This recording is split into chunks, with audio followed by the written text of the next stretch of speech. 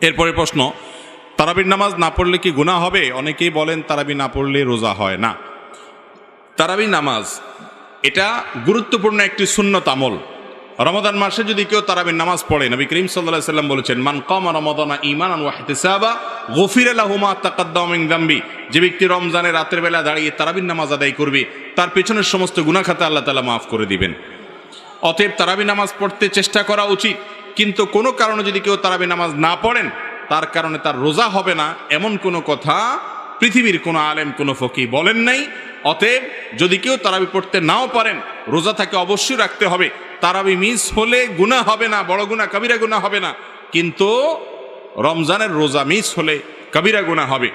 অতএব তারাবি নামাজ এটা আমাদের আদায় করা উচিত। এটা যদি ছুটে যায় কোনো কারণে, হঠাৎ কোনো একদিন একা একা পড়ে নেব। আর যদি অসুস্থতার কারণে শরীর খারাপ লাগে, পড়লামই না, একদিন মাত দিলাম হঠাৎ করে, তাহলে ইনশাআল্লাহ বড় কোনো গুনাহ হবে না বা গুনাহ হবে না। কিন্তু অলসতা করে যদি আমি বাদ দেই, তাহলে সেটা অবশ্যই ক্ষতির কারণ।